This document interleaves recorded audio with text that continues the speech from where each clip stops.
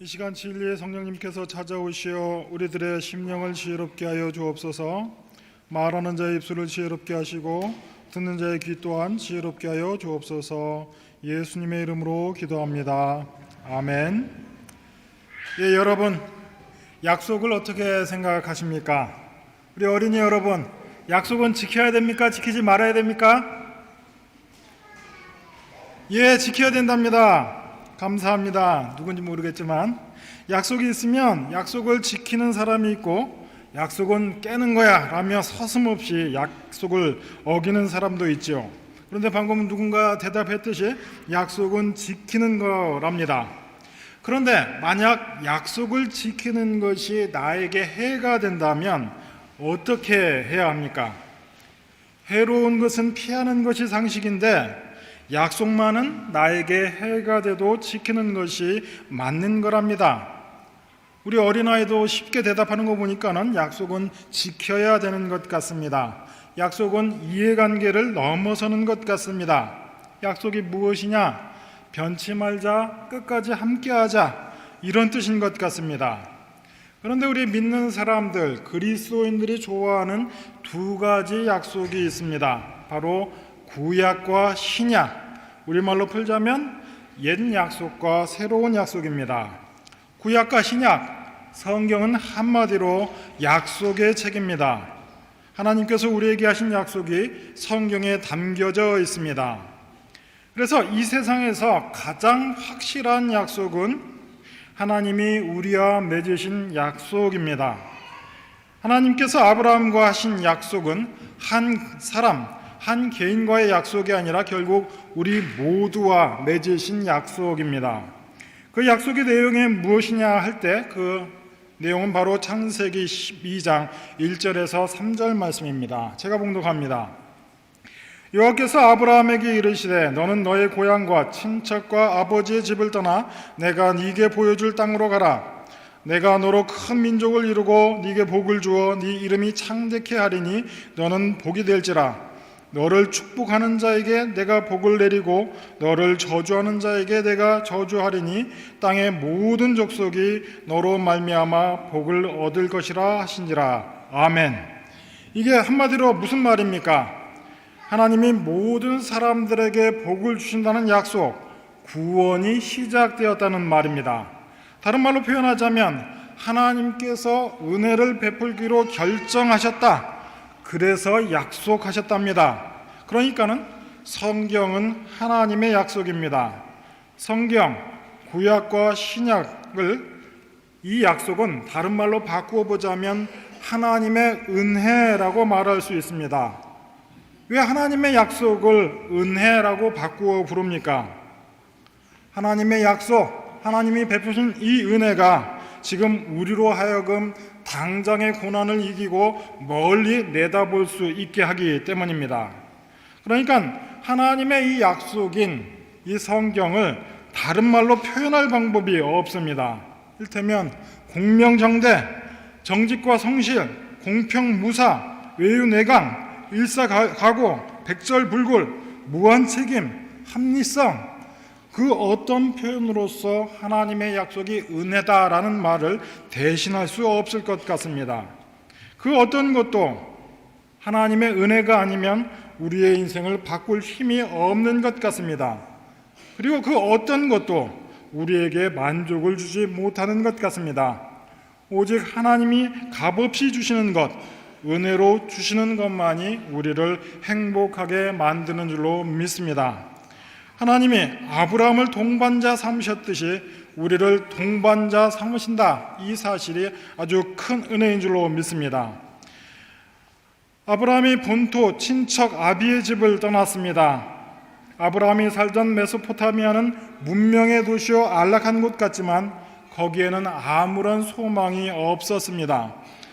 장차 사라질 문명에 불과했고 메소포타미아 문명은 실제로 사라졌습니다. 그러나 하나님은 아브라함 앞에 새로운 약속, 새로운 은혜의 세계를 열어놓으셨습니다. 하나님은 우선은 아브라함에게 새로운 삶을 열어주셨습니다. 그리고 하나님께서 아브라함에게 주셨던 그 약속은 오늘날 우리에게도 여전합니다. 그런데 아브라함이 그랬고 우리가 그랬듯이 우리 인간은 하나님의 약속보다는 환경에 더 많은 영향을 받습니다. 다른 사람의 시선에 영향을 받습니다. 더욱이 외국인으로 이 땅을 살다 보니 말이 짧아 할 말을 다 하지 못해 자격지심에 빠지기도 하고 때로는 말실수를 하고 주눅이 들기도 합니다. 그런데 우리만 그런 것이 아니라 아브라함도 그렇게 살았습니다. 왜냐하면 아브라함은 그에게 익숙한 본토, 친척, 아버지 집을 떠나 평생을 나그네로 이방인으로 살았기 때문입니다. 그러나 아브라함에게는 하나님의 약속이 있었습니다. 그런데 이 약속이 지금 위협을 받고 있습니다. 왜냐? 하나님께서 약속하신 그 땅에 기근이 찾아왔기 때문입니다. 여러분 상상해 보십시오. 유목민들에게 가뭄은 공포 그 자체입니다. 자기의 눈앞에서 짐승들이 목말라 죽는 것을 보아야 하니 그보다 더 큰 위협은 있을 수 없습니다. 그럴 때면 유목민들은 항상 나일강 유역의 비옥한 이집트를 바라보게 됩니다. 아브라함은 고민스럽고 두려웠습니다. 하나님의 약속을 따라 나왔지만 기근 앞에서 확신이 사라져버리고 말았습니다. 왜 그렇습니까? 나그네였고 이방인이었기 때문입니다. 그의 손에 아무것도 잡히는 것이 없었기 때문입니다. 그러나 아브라함은 아무것도 가진 것이 없었기 때문에 하나님의 약속을 아주 굳게 믿었습니다. 그런데 똑같은 이유로 손에 잡히는 것이 없어서 다시 하나님을 믿지 못하게 되었습니다. 결국 아브라함은 세상 풍속, 당시 유목민들이 선택하는 방법을 따라 이집트로 내려갔습니다.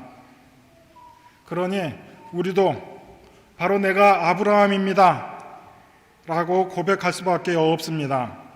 하나님께서 거저 주시는 은혜로 예수를 믿었다고 했는데 막상 어려움이 찾아오니 세상 사람들과 똑같은 처세를 하게 됩니다. 그러니 우리가 아브라함이고 아브라함처럼 슬플 수밖에 없습니다.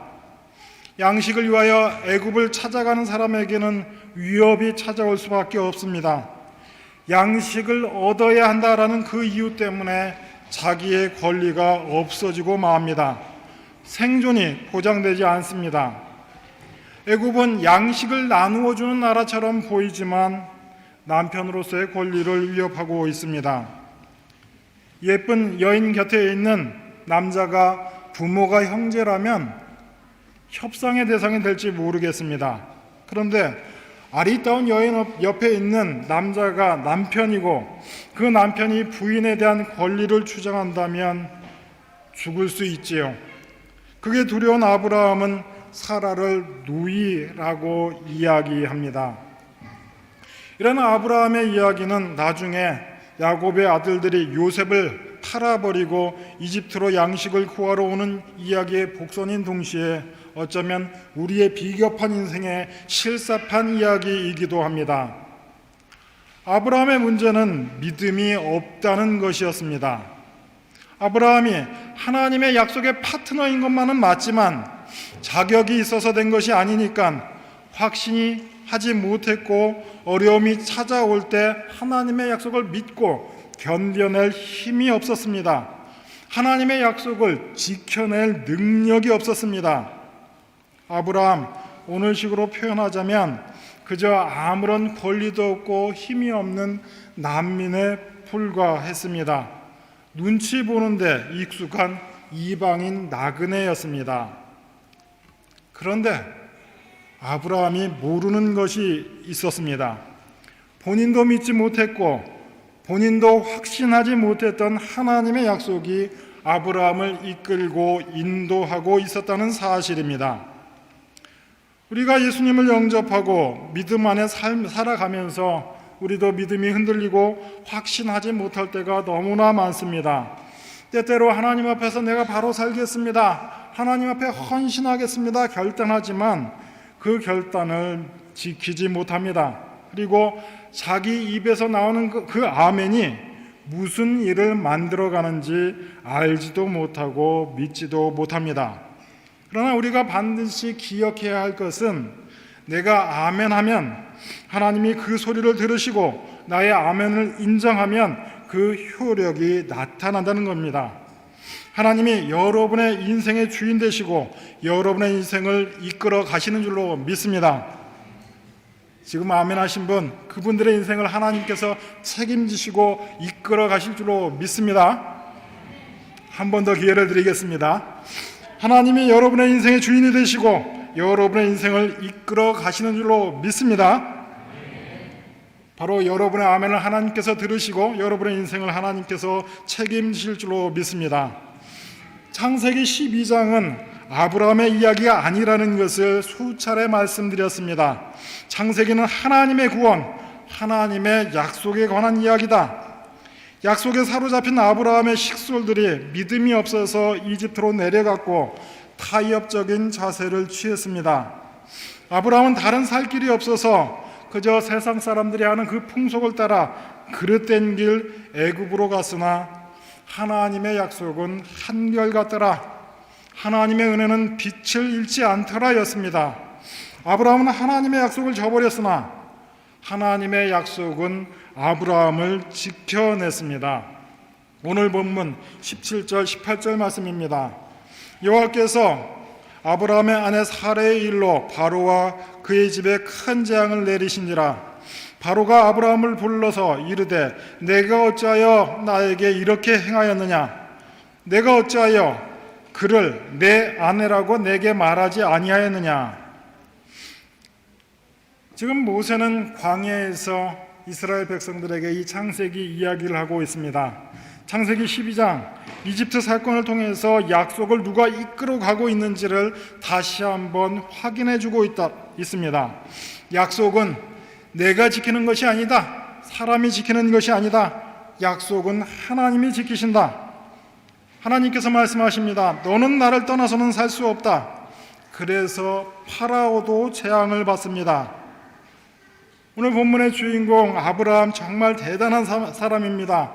한번 이런 실수를 했는데 나중에 창세기 20장에 가면 그랄왕 아비멜렉 앞에서 똑같은 실수를 해서 한 번 더 폐를 끼칩니다. 모세는 아브라함 이야기를 통해서 광야에 있는 이스라엘 백성들에게 이렇게 이야기합니다. 너희는 하나님이 아브라함에게 주시겠다 약속하셨던 자손으로 너희들 스스로 하나님의 언약에 산 증거다. 그 하나님의 약속은 너희를 가나안으로 이끌고 갈 것이다. 아멘. 이렇게 이야기하고 있는 것입니다. 우리 인생 가운데에 어느 한 번이라도 주의 이름으로 결단하신 적이 있으신 분, 하나님의 말씀 앞에서 한 번이라도 무릎 꿇고 아멘이라고 고백하신 적이 있는 분, 이제는 모든 것이 시간 문제일 따름입니다.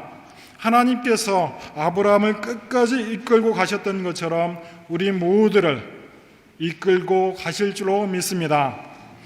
지금 하나님과 아브라함 사이에 약속이 위협을 받고 있습니다. 누가 하나님과 아브라함 사이의 약속을 위협하고 있습니까?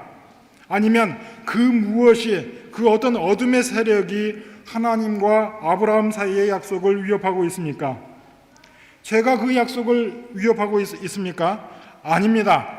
하나님은 단 한 번도 죄와 약속을 맺으신 적이 없습니다. 지금 이 하나님의 약속을 애굽의 바로가 위협하고 있습니까? 결코 그럴 수 없습니다. 왜냐하면 하나님께서는 애굽의 바로와도 약속을 맺으신 적이 없기 때문입니다. 하나님은 아브라함과 약속을 맺으셨고 지금 약속의 당사자인 아브라함에 의해서 하나님의 약속이 위협을 받고 있습니다. 그러면 아브라함이 하나님의 약속을 외면할 때 그 약속은 깨어지게 되는 것입니까? 사람과 사람 사이의 약속, 나라와 나라 사이의 약속은 한쪽이 거부하고 거절하면 깨어지는 약속입니다. 그러나 하나님과 아브라함과 하나님, 그 둘 사이의 약속은, 그리고 우리와 하나님 사이의 약속은, 이 약속들을 지키는 힘은 오로지 하나님께로부터 나오는 줄로 믿습니다. 아브라함은 하나님과의 약속의 파트너이긴 하지만 아브라함에게는 약속을 지켜낼 능력이 1도 없었습니다. 그러면 우리는 어떠한 사람들입니까? 우리는 약속을 지켜낼 능력이 있는 사람입니까? 우리 역시 하나님과의 약속을 지켜낼 능력이 1도 없는 사람들입니다. 아브라함이나 우리나 눈앞의 어려움에 굴복할 수밖에 없는 그런 존재들입니다. 그러나 오늘 우리가 확실히 알아야 할 것이 있습니다. 세상을 두려워하지 말고 오직 하나님만을 두려워하십시오. 우리에게 약속을 주시고 우리를 이끌어 가시는 하나님 한 분만을 두려워하십시오. 그러나 하나님을 두려워한다라는 이 말을 오해하지는 마십시오. 하나님이 무서운 분이란 말이 아니라 하나님만이 우리의 기쁨이 된다라는 뜻입니다. 우리가 가지고 있는 약속의 힘은 오직 하나님께만 있다는 뜻입니다. 오늘 이 주일은 아주 뜻깊고 우리 인생에서 보기 드문 아주 역사적인 날이 될 것입니다. 오늘 7가정에서 8명의 아이들이 유아 세례를 받습니다. 하나님의 약속 앞에 우리의 아이들을 맡기는 날입니다. 바로 이 일을 위해서 우선은 부모들이 하나님 앞에 약속을 할 것입니다. 아이의 부모로서 아이를 위해 기도하고 신앙의 본을 보이며 키우겠습니다. 이렇게 약속할 것입니다. 대부모들, 파트너리스트를 감당하시겠다라고 말씀하셨던 이 대부모들 역시 더불어 바른 행실로 본을 보이며 기도로 응원하겠습니다. 이렇게 약속할 것입니다. 그뿐만 아니라 온 교회 공동체 식구들도 하나님 앞에서 약속할 것입니다. 아이를 기뻐하며 신앙 안에서 자라고 성장하는데 우리 모두가 튼튼한 울타리가 되겠습니다. 약속할 것입니다. 그러면 하나님께서 이 약속을 이끌고 가시며 오늘 세례를 받는 아이들의 인생을 책임지실 줄로 믿습니다. 중요한 대목인데 아멘을 좀 크게 하셨으면 좋겠습니다. 그러면 하나님께서 이 약속을 이끌고 가시며 오늘 세례받는 아이들의 인생을 책임지실 줄로 믿습니다. 하나님이 그 약속 위에 우리 아이들 그리고 우리 열린문 공동체를 든든히 세워가실 줄로 믿습니다. 우리 모두가 하나님의 약속에 의지하여 살아가는 복된 신자들 되시기를 주의 이름으로 다시 한번 축원합니다. 잠시 기도하겠습니다. 하나님 아버지의 은혜에 감사합니다. 약속에 신실하신 주님을 우리가 고백합니다. 우리는 때로는 넘어지고 때로는 낭망하며 딴 길로 갑니다. 그러나 주님의 약속이 우리의 인생을 이끌어 가심을 고백합니다. 오직 주님의 은혜에 의지하여 한 인생을 살아가는 복된 신자들 되게 하여 주옵소서. 예수님의 이름으로 기도합니다. 아멘.